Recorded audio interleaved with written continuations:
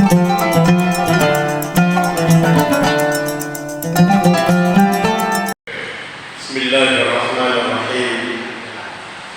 Assalamualaikum warahmatullahi wabarakatuh.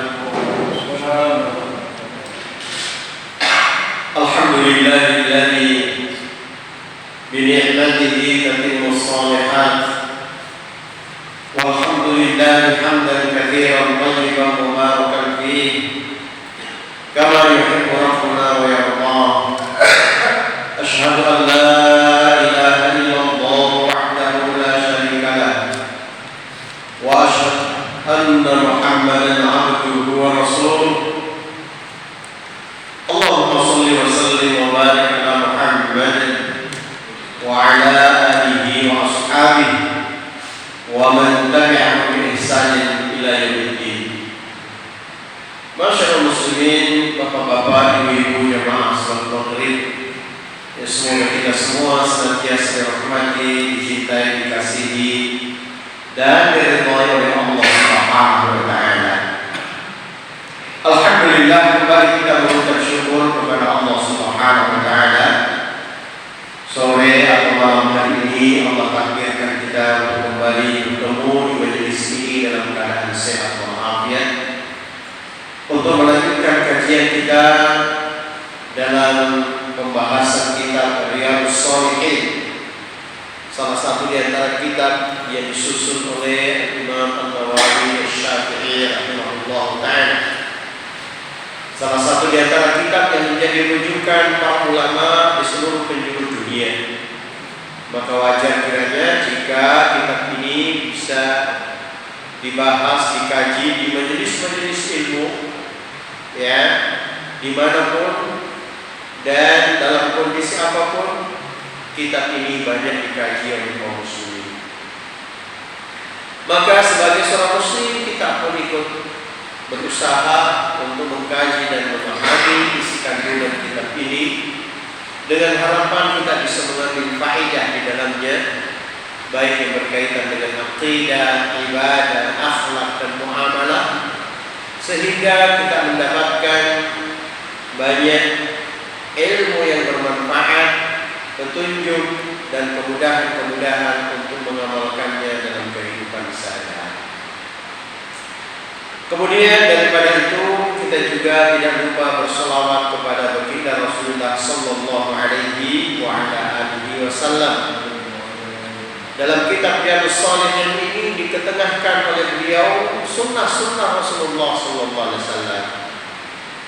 Maka sebagai seorang muslim yang menyatakan diri sebagai pengikutnya Nabi Muhammad sallallahu alaihi wasallam, kita berusaha untuk mengikuti sunnah-sunnah beliau semampu kita. Karena itulah jalan keselamatan dunia dan lebih-lebih nanti dalam keselamatan kehidupan akhirat. Bapak Ibu sekalian, malam ini kita akan masuk ke suatu bab yang sangat penting, yaitu bab al-amru bid-du'ai wa fadlihi wa bayani jumali min adiyatihi sallallahu alaihi wasallam. Bab tentang perintah untuk senantiasa berdoa kepada Allah Subhanahu wa taala. Kemudian keutamaan doa-doa dan penjelasan beberapa doa-doa yang sering dilantunkan atau dimunajatkan oleh Rasulullah sallallahu alaihi wasallam.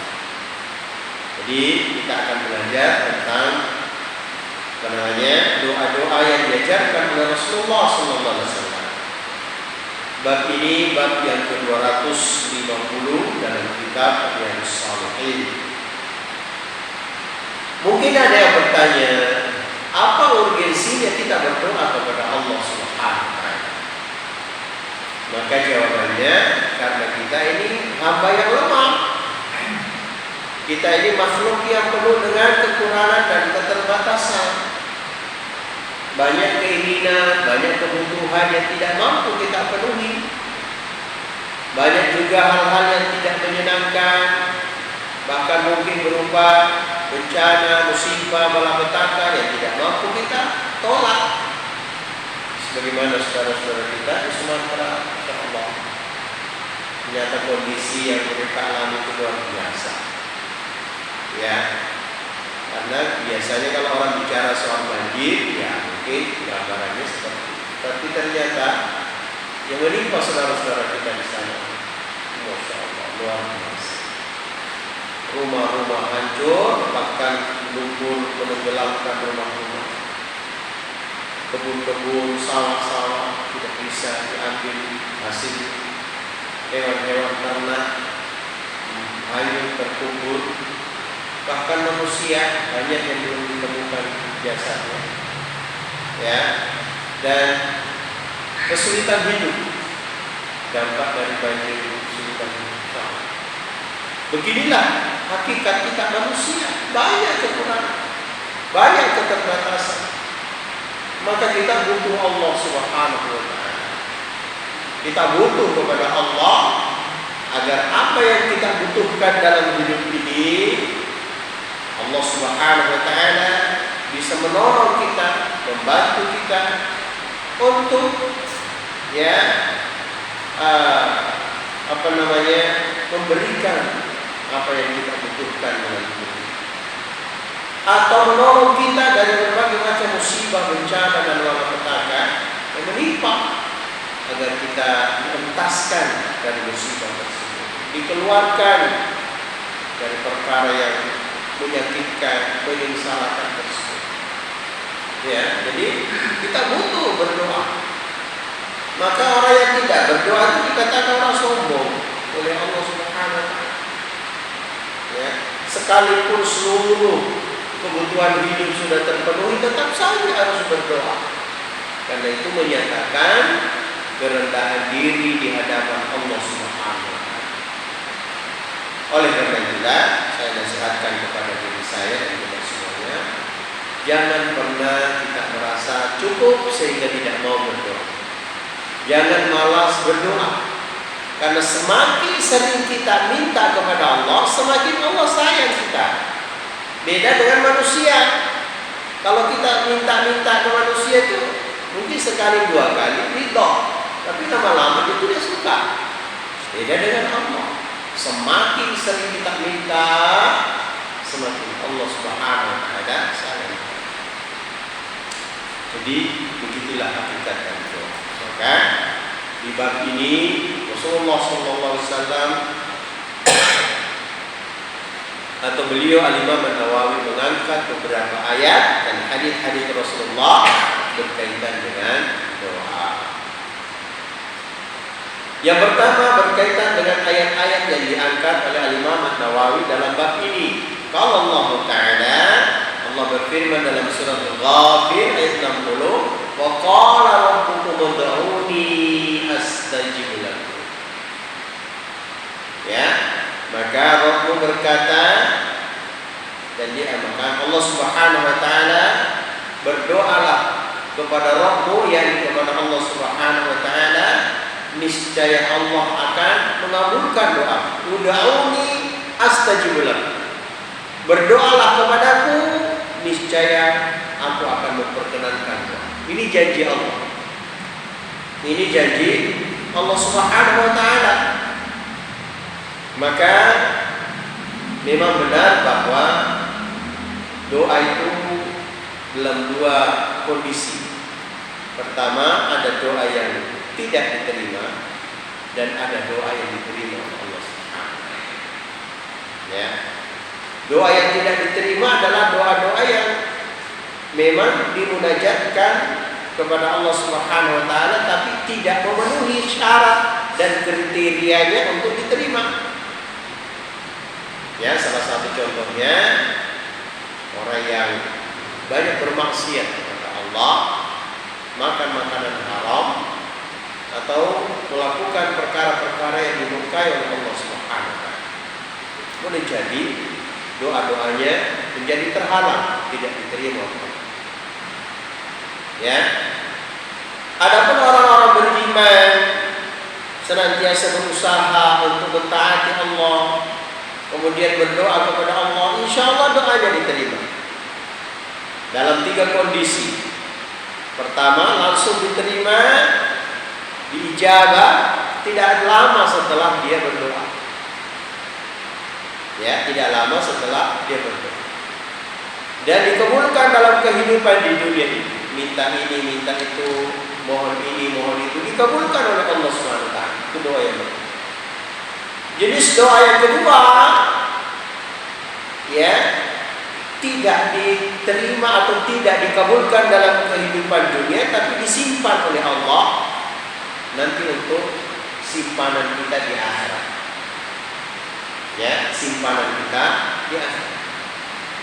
Dan yang ketiga, doa yang dimunajatkan tetapi diganti oleh Allah.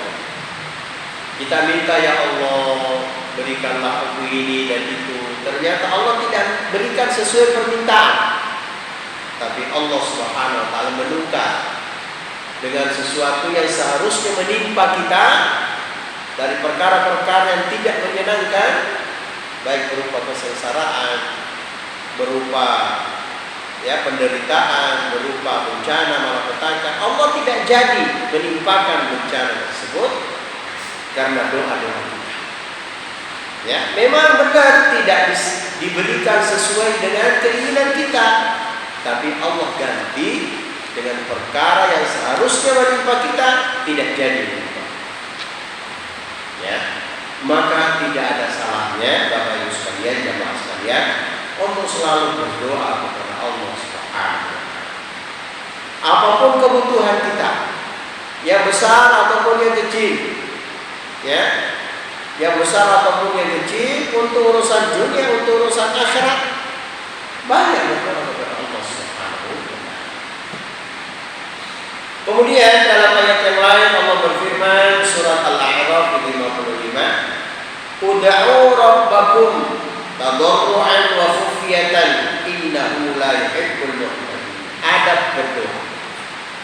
Berdoalah kepada Allah Subhanahu wa taala tadarruan wa khufyatan, dengan merasa rendah diri, merendahkan diri kepada Allah dan diliputi rasa takut. Ya, diliputi rasa takut. Artinya apa? Kita berdoa kepada Allah itu ya ada adabnya. Adab-adab qalbu, adab-adab hati dalam meminta kepada Allah Subhanahu. Kita merasa butuh kepada Allah. Kita menyampaikan kebutuhan kita karena kita hamba yang lemah. Dan Allah Maha Perkasa, Allah Maha Kuat, Allah Maha Mampu untuk mengijabah atau menerima, menyelesaikan seluruh persoalan hidup. Gitu ya.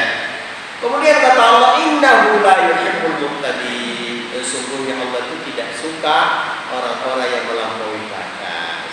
Termasuk dalamnya orang yang sombong, tidak mau berdoa kepada Allah Subhanahu wa taala. Atau dia berdoa tetapi dengan adab, dengan cara yang tidak diridhoi oleh Allah Subhanahu. Kemudian dalam surat Al-Baqarah, ayat yang sering sekali kita dengarkan khususnya di bulan Ramadan, ayat yang ke-186, Allah berfirman, "Wa idza sa'alaka 'ibadi 'anni fa inni qarib ujibu da'watad da'i idza da'an falyastajibu li wal yu'minu bi la'allahum yarshudun." Apabila hamba-hambaku bertanya kepadamu tentang aku, katakanlah wahai Muhammad, sampaikan kepada mereka. Ya. Fa inni qarib, sungguhnya aku di dekat dan aku mengijabah doanya orang-orang yang meminta kepada. Ini janji Allah. Maka ini salah satu di antara perkara penting yang harus kita pahami sebagai seorang muslim. Ya, bahkan di antara para salafus salih mereka berkata, berdoalah kepada Allah, ya, mintalah kepada Allah hatta sampai pun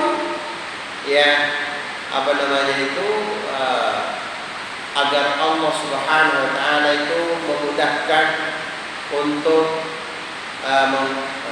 memperbaiki tali sandalnya yang putus. Ya, kalau kita lihat itu remeh-temeh, kalau kita lihat itu sesuatu yang kecil, tapi itu bentuk wujud penghambaan diri kita kepada Allah, pengakuan bahwa kita ini lemah, banyak hal yang tidak mampu kita selesaikan dari persoalan hidup kita, banyak hal yang tidak kita bisa penuhi dalam kebutuhan hidup. Ya, jadi seperti itu.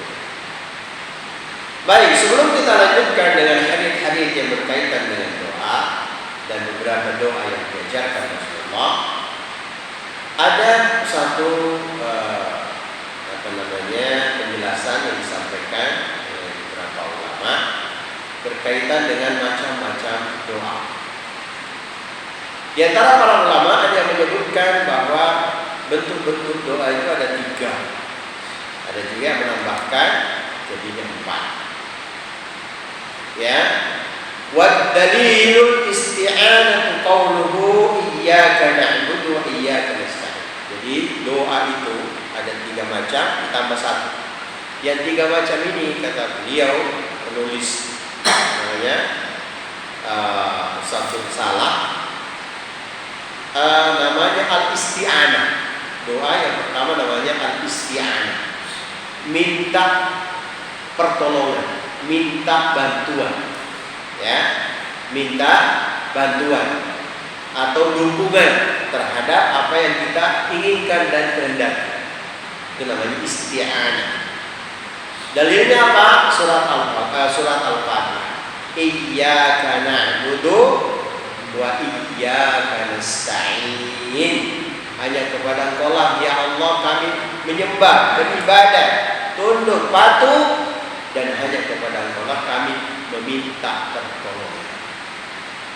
Jadi kita ketika dalam kehidupan ini, ya, membutuhkan sesuatu, keinginan dan sebagainya, maka kita minta pertolongan kepada Allah agar memperkenankan keinginan kita tersebut.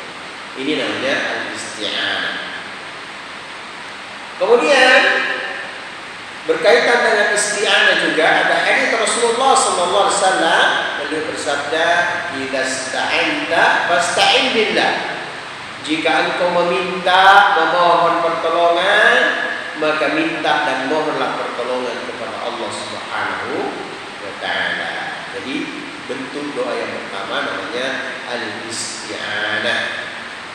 Maka ketika jenengan punya kebutuhan apapun, ya, maka mintalah kepada Allah Subhanahu wa taala sambil tentunya berusaha, ya, tidak berhenti untuk berusaha. Yang kedua namanya al-isti'adah, yaitu minta perlindungan. Dalam kehidupan ini banyak hal-hal yang mungkin bisa menimpa kita, dari perkara-perkara yang kita tidak sukai, perkara-perkara yang membahayakan diri kita.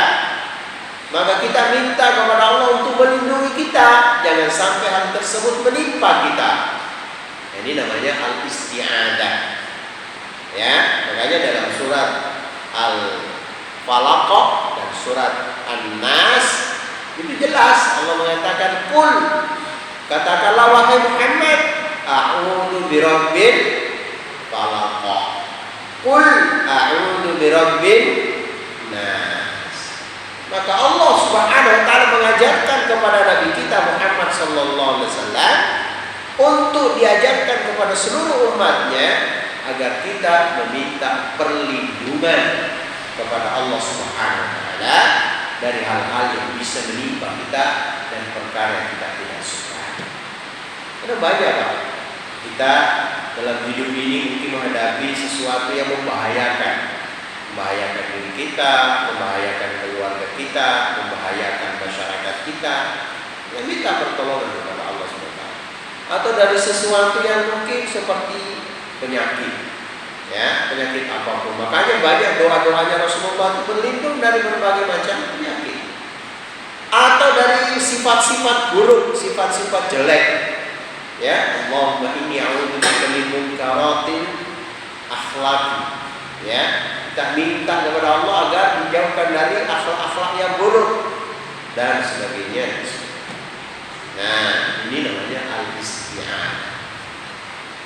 Kalau al-isti'anah tadi minta minta pertolongan, redaksinya itu kadang-kadang bunyinya begini, Allahumma inni as'aluka. Itu redaksinya. Ya Allah, aku meminta kepadamu.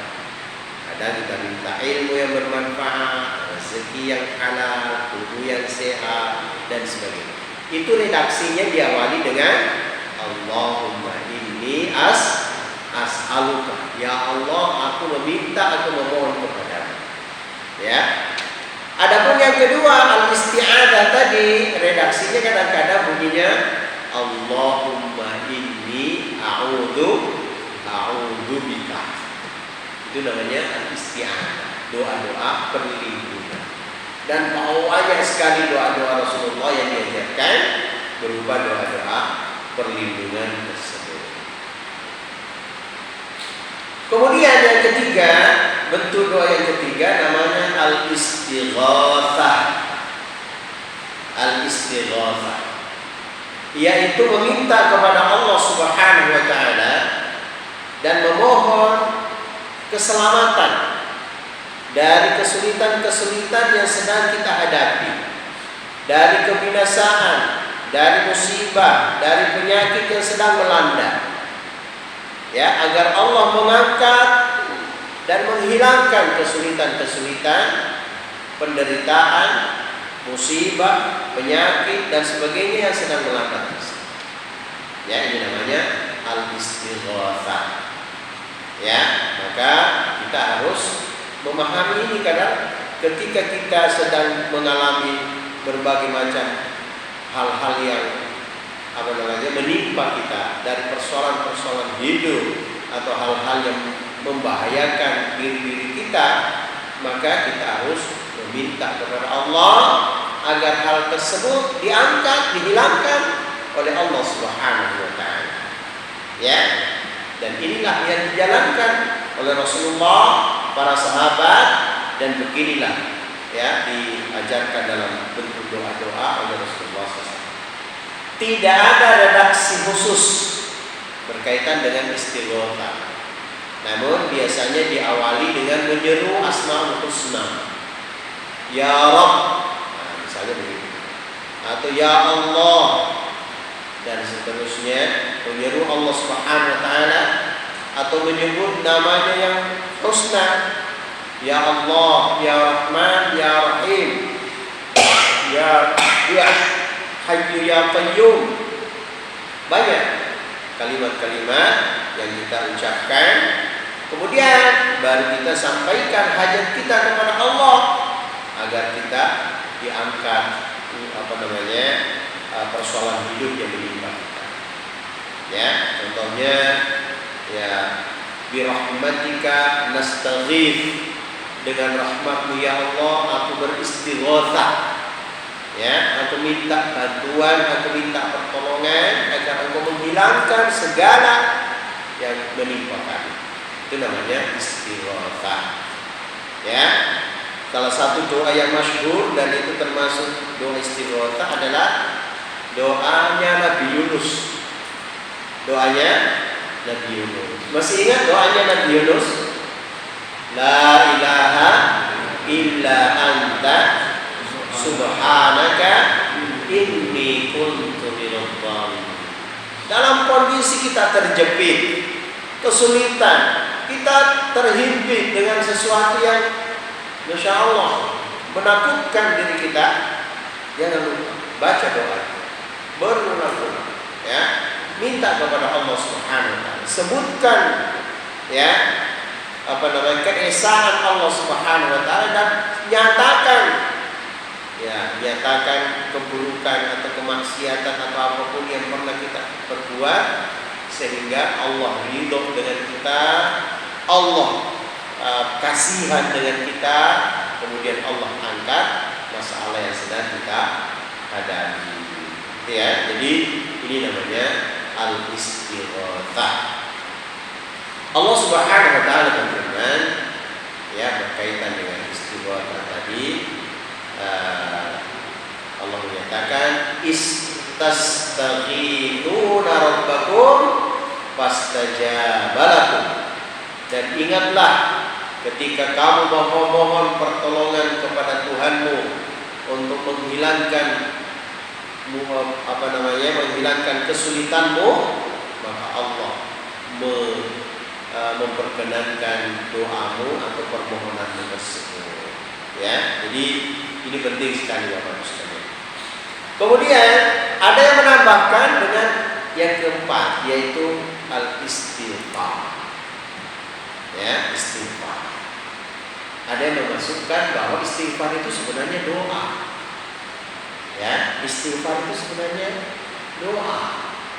Pertama, kenapa dikatakan doa? Karena permintaan kepada Allah agar Allah mengampuni dosa kita. Karena ada permintaan, maka dimasukkan dalam kategori doa. Ya, yang kedua, istighfar ini mengandung pengakuan diri, pengakuan tentang kesalahan, dosa, maksiat atau apapun yang pernah kita jalankan dan lakukan. Kita akui hal tersebut dan meminta kepada Allah agar Allah menghapus, menghilangkan, mengampuni semua perbuatan dosa yang pernah kita kerjakan. Maka di antara para ulama ada yang memasukkan al-istighfar itu dalam bentuk atau salah satu di antara bentuk doa kepada Allah Subhanahu wa taala. Lafaznya ya biasa, astagfirullah, astagfirullahaladzim, astagfirullah wa atubu ilaih, atau sayyidul istighfar. Ya, sayyidul istighfar. Allahumma anta rabbi la ilaha illa anta khalaqtani wa ana 'abduka wa ana 'ala 'ahdika wa wa'dika mastata'tu abu'u laka bi ni'matika 'alayya wa abu'u laka bi dhanbi faghfir li maghfiratan min 'indika warhamni innaka antal ghafurur rahim. Itu namanya sayyidul istighfar, penghulunya istighfar. Ya, harus hafal itu. Ya, nanti cari di Google sayyidul istighfar. Dibaca tiap pagi dan petang. Ya, bagi bentuk pengakuan diri kita atas dosa-dosa atau kesalahan atau apapun yang kita lakukan, ya, sehingga Allah ampuni dosa-dosa kita. Baik. Kurang berapa menit? Masih 17 menit. Nah, baik. Kita akan membahas beberapa contoh doa yang sudah kita sebutkan. Ya, doa yang kita sebutkan. Pertama, contoh doa permohonan, permintaan kepada Allah Subhanahu wa taala. Rasulullah SAW mengajarkan satu doa, dan doa ini alhamdulillah mungkin panjenengan sudah hafal. Doa yang sangat penting. Sebisa mungkin kita tidak lupakan doa ini. Bagaimana diriwayatkan, istri Rasulullah SAW bernama Zainab radhiyallahu ta'ala anha menyampaikan bahwa Rasulullah SAW senantiasa membaca doa ini setelah sholat subuh. Setelah sholat subuh, Allahumma inni as'aluka ilman nafi'an wa rizqan thayyiban wa amalan mutaqabbalan. Sudah. Itu doa permohonan, doa permintaan. Dan doa ini mengandung, masya Allah, hanya 3 yang kita minta, tapi sesungguhnya ini mengandung manfaat yang begitu besar, yang begitu banyak, yang begitu kita butuhkan dalam hidup. Didahulukan penyebutan dalam doa itu ilman, ilmu yang bermanfaat. Karena sesungguhnya salah satu di antara kebutuhan terpenting kita dalam hidup ini adalah ilmu yang bermanfaat. Ya. Dan banyak orang yang meremehkan ilmu ini, Bapak Ibu. Banyak orang meremehkan ilmu ini. Bagaimana seseorang itu bisa selamat menjalani hidupnya di dunia dan akhirat kalau tidak ada ilmunya? Itu pertanyaan besar. Bagaimana seseorang bisa selamat menjalani hidupnya di dunia dan akhirat kalau tidak ada ilmunya, tidak ngerti, tidak paham? Ibaratnya orang yang berkendaraan atau masuk ke hutan belantara tapi tidak tahu jalannya lewat mana. Itu ibaratnya orang yang menjalani hidup tanpa ilmu, gak ngerti mana yang harus kita lewati, mana yang harus kita hindari. Ya, oh kalau lewat sini aman, kalau lewat sini bahaya, banyak jurang, ya, atau banyak binatang buas, misalnya begitu. Kalau dia tidak tahu, bahaya, ya, dia menjatuhkan dirinya kepada bahaya. Begitulah hakikat daripada kehidupan kita di dunia ini, maka kita butuh ilmu. Dan ilmu yang bermanfaat adalah ilmu yang Allah Subhanahu wa taala telah berikan, telah turunkan, ya, yang Allah Subhanahu wa taala telah jadikan sebagai petunjuk bagi makhluknya, khususnya manusia, ya, kemudian diajarkan oleh Rasulullah SAW agar kita menjalaninya, mengikutinya, sehingga kita selamat dalam kehidupan dunia dan akhirat. Sekarang coba kita lihat, analisa, yang manakah yang termasuk ilmu yang bermanfaat? Yang mana yang termasuk ilmu yang bermanfaat?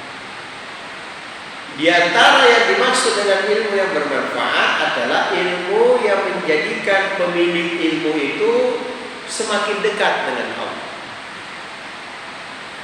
Maka dikatakan ilmunya bermanfaat, karena ketika dia memahami ilmu itu, dia semakin dekat dengan Allah, semakin semangat untuk beribadah dan beramal saleh, semakin rajin untuk menjalankan berbagai macam, ya, aturan-aturan agama dan syariat, dan semakin jauh dari hal-hal yang dimurkai oleh Allah Subhanahu wa taala. Inilah ilmu yang bermanfaat. Ya, karena ada juga ilmu yang semakin membuat seorang itu jauh dari Allah Subhanahu wa taala, maka ilmu seperti itu tidak bermanfaat. Ya. Makanya orang-orang yang paling dekat dengan Allah dan paling takut kepada Allah adalah para ulama, para alim.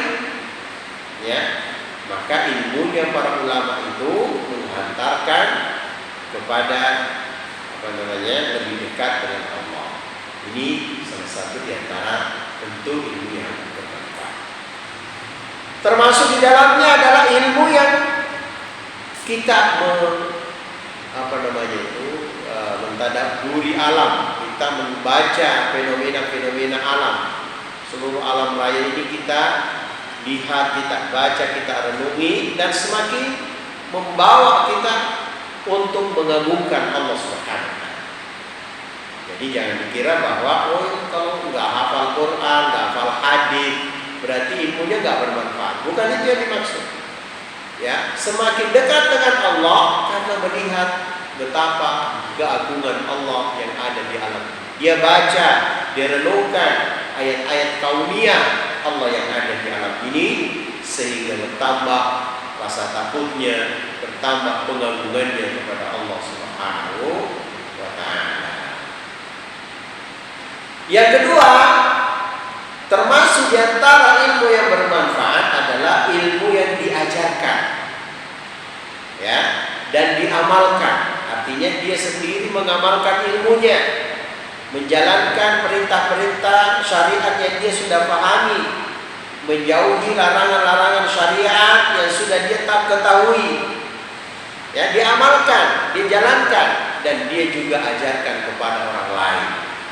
Maka orang seperti ini insya Allah termasuk manfaat ilmunya, dan masyarakat sekitar juga merasakan, ya, betapa orang tersebut bermanfaat ilmunya.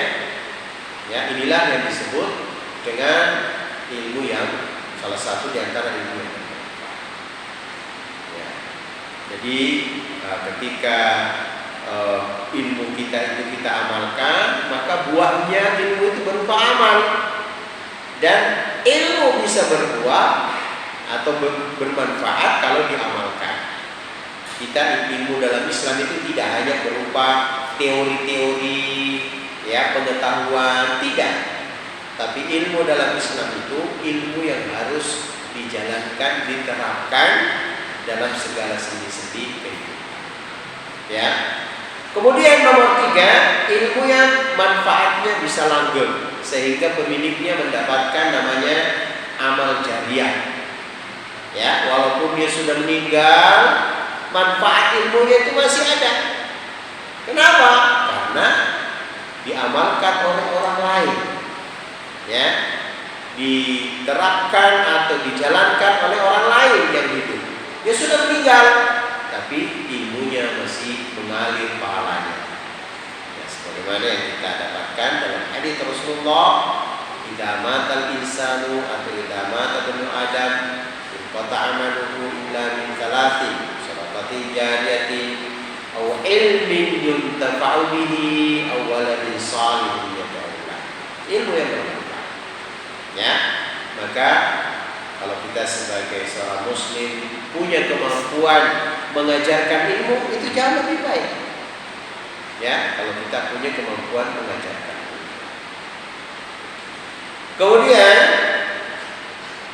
dalam sebuah hadis Rasulullah pernah bersabda, "Man sanna sunnatan hasanatan falahu ajruha." Barang siapa yang memulai memberi sebuah contoh kebaikan, ya, maka ketika kebaikan itu diikuti orang lain, ia akan mendapat pahala dari perbuatannya tersebut dan pahala orang-orang yang mengikutinya. Ya, wa ajru man 'amila biha ila yaumil qiyamah, sampai datangnya hari kiamat. Ya, ketika kita mengamalkan sebuah amalan yang dicontohkan oleh Rasulullah dalam agama ini, kita hidupkan di tengah-tengah masyarakat, diikuti oleh masyarakat, maka kita akan mendapat pahala dari perbuatan kita dan pahala dari orang-orang yang mengikuti kita. Masya Allah, luar biasa. Ya, jadi oke. Kemudian di antara hal yang dimohon atau diminta oleh Rasulullah SAW adalah berlindung dari ilmu yang tidak bermanfaat. Berlindung dari ilmu yang tidak bermanfaat. Sebagaimana doa yang sering kita dengarkan. Dan doa ini juga sudah dihafalkan oleh sebagian di antara kita kaum muslimin. Rasulullah mengajarkan doa, Allahumma inni a'udzubika min ilmin la yanfa'. Ya Allah, aku berlindung kepadamu dari ilmu yang tidak bermanfaat. Wa min qalbin la yakhsha', dan dari hati yang tidak khusyuk. Wa min nafsin la tashba', dan dari hawa nafsu yang tidak pernah kenyang dan tidak pernah puas. Wa min da'watin la yustajabu laha, dan aku berlindung kepadamu dari doa-doa yang tidak diijabah, tidak tidak dikabulkan oleh Allah SWT. 4 permintaan Rasulullah untuk berlindung kepadanya. Apa tadi yang pertama? Ilmu yang tidak bermanfaat. Kemudian hati yang tidak khusyuk. Kemudian nafsu yang tidak pernah puas atau kenyang. Dan yang keempat, ya, dari doa-doa yang tidak diijabah oleh Allah Subhanahu wa taala. Alhamdulillah. Kita lihat betapa pentingnya kita berlindung dari 4 ini. Dari ilmu yang tidak bermanfaat. Ilmu yang tidak bermanfaat, di antaranya salah satu di antaranya adalah ilmu yang tidak membawa kebaikan. Ya, bahkan membawa keburukan dan madarat dirinya atau orang lain. Nah, ini namanya ilmu yang tidak bermanfaat. Contohnya Ustaz, contohnya ilmu sihir. Ilmu sihir tidak ada manfaatnya, maka tidak perlu kita pelajari. Ilmu perdukunan tidak perlu ilmu hitam, ilmu pelet, ilmu santet, semuanya tidak ada gunanya. Tidak perlu kita pelajari. Karena itu akan membawa bahaya untuk diri kita dan untuk orang lain. Maka hati-hati Bapak Ibu sekalian. Atau ilmu-ilmu yang mengantarkan seseorang melakukan kejahatan, kemungkaran, ilmu tipu menipu, ya, ilmu-ilmu yang dengannya lebih mudah untuk melakukan keburukan, ilmu perjudian, ilmu judi ilmu, ya, dan seterusnya. Jadi ilmu yang tidak bermanfaat. Termasuk di dalamnya ilmu yang tidak bermanfaatnya adalah ilmu yang membawa seseorang itu menjadi sombong.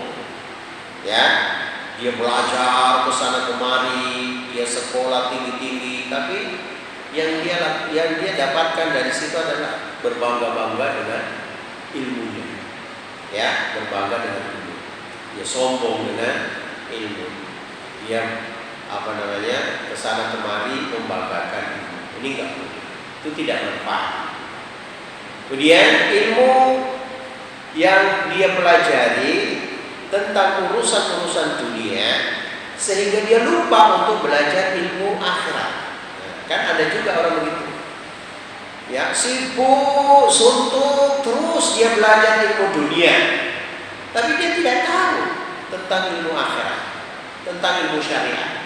Bahkan tata cara wudhu aja dia tidak ngerti. Tata cara sholat dia tidak paham. Padahal kalau bicara soal ilmu dunia, Masya Allah, luar biasa. Nah ini juga nggak boleh.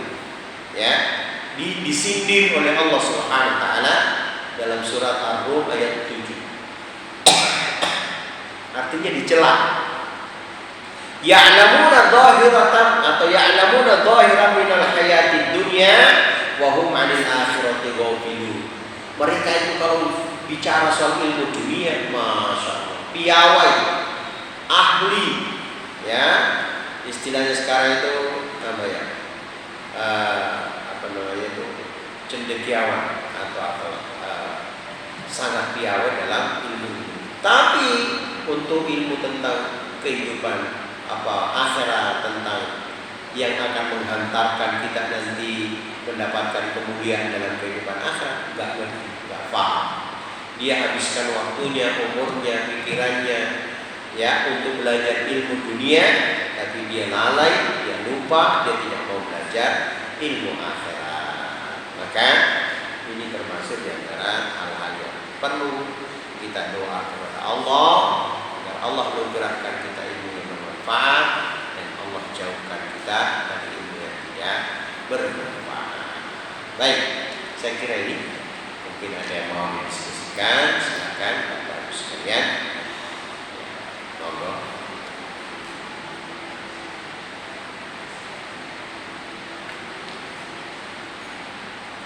Ada yang mau ditanyakan? Ya. Allahumma inni a'udzu bika min ilmin la yanfa' wa min qalbin la yakhsha wa min nafsin la tashba' wa min da'watin la yustajabu lah. Allahumma inni as'aluka ilman nafi'an wa rizqan thayyiban wa 'amalan mutaqabbalan. Inilah doa-doa yang sering sekali diajarkan oleh Rasulullah SAW. Doa perlindungan, doa istighatsah supaya kita diangkat keburukan yang sedang menimpa kita, dan juga yang keempat istighfar. Mudah-mudahan dengan penjelasan ini, ya, di surah Al-Fatihah yang keempat, iya kan aku dua ayat tersebut. ya, Hanya padamu menyembah dan padamu atau bolehkah di dalam hati kita, ya, waktu menyebut kalimat ini minta doa, disebutkan minta tolong apa di situ? ya, ya. Bolehkah ditambah di dalam hati? Ya, baik. Secara umum, ketika kita baca surat Al-Fatihah, maka kita renungkan makna-makna yang terkandung di dalam, ya, makna yang terkandung di dalam. Dan membaca surah Al-Fatihah dalam sholat itu harus dilafatkan dengan lisan. Dengan baca bacaan sholat termasuk dalamnya surah Al-Fatihah dilafatkan. Bismillahirrahmanirrahim. Alhamdulillahirabbil alamin. Walaupun sedang sholat sir, ya, walaupun sedang sholat sir, sholat yang tidak dijahar, tidak dikeraskan, tetap harus dilafalkan. Rasulullah ketika sholat itu dilihat oleh para sahabat jenggotnya bergerak-gerak, ya, jenggotnya bergerak. Itu artinya beliau sedang melafalkan. Jadi dalam ibadah kita itu baik berupa zikir, doa, baca Quran, dalam khususnya dalam sholat itu bukan dibaca dalam hati, bukan dibaca dalam hati, tapi dilafalkan. Nah, sambil dibaca dan dilafalkan kita angen-angen maknanya, ya, dari apa yang kita baca itu ya yang tergambar bagi kita adalah maknanya. Lisan mengucapkan, tapi pikiran kita mengingat makna arti dari apa yang kita baca. Kalau misalnya sedang kita baca iyyaka na'budu wa iyyaka nasta'in, kepadamu lah ya Allah aku menyembah atau beribadah dan kepadamu lah aku mohon pertolongan, terlintas dalam benak kita ketika melafazkan itu apa yang kita butuhkan sebagai hamba, tidak apa-apa. Karena memang kita sedang minta pertolongan Allah Subhanahu wa taala. Ya, baik secara khusus maupun secara umum. Bahwa kita ketika minta itu hanya kepada Allah, nggak boleh kepada selainnya. Ya, dan boleh kita menyatakan dalam lintasan pikiran kita apa yang kita butuhkan. Ya. Nah, namun tentu di tempat-tempat berdoa dalam sholat itu lebih afdol lagi. Ya, itu sebelum kita salam kita berdoa.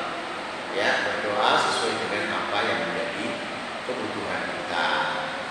Ya, jadi memang ada tempat-tempat dalam sholat itu lebih mudah untuk diijabah dari doa. Nanti silakan searching lagi, ya, tempat-tempat di dalam sholat yang lebih mudah kita mendapatkan atau diijabah doa kita oleh Allah Subhanahu wa taala.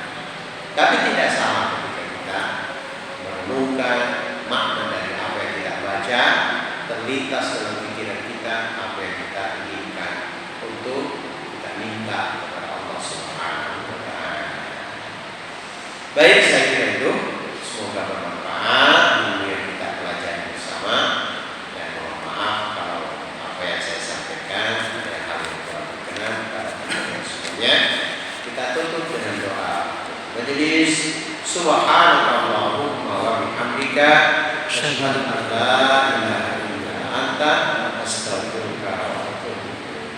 Wassalamualaikum